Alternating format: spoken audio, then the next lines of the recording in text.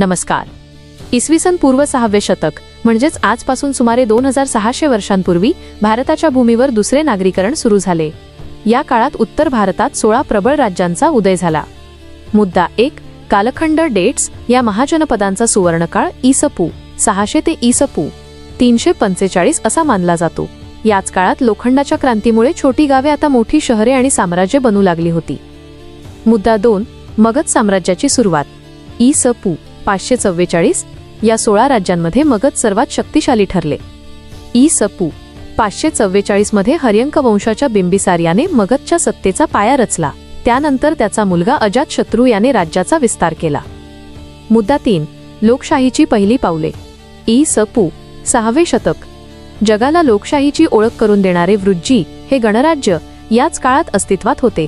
वैशाली ही त्यांची राजधानी होती, जिथे लोकांच्या समूहाद्वारे राज्यकारभार चालत असे. मुद्दा 4. अश्मक महाराष्ट्राचा अभिमान. महाराष्ट्रासाठी सर्वात अभिमानाची गोष्ट म्हणजे गोदावरीच्या काठी असलेले अस्मक हे महाजनपद. याचा उल्लेख इ.स.पू. 6व्या शतकातील प्राचीन ग्रंथांमध्ये आढळतो. याची राजधानी पोटली, आजचे पैठण ही होती. मुद्दा 5. तक्षशिला आणि शिक्षण इ.स.पू.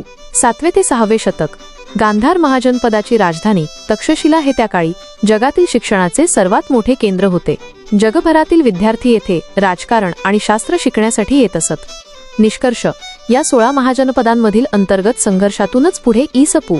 322 मध्ये मौर्य साम्राज्याची स्थापना झाली, ज्याने संपूर्ण भारताला एका सूत्रात बांधले.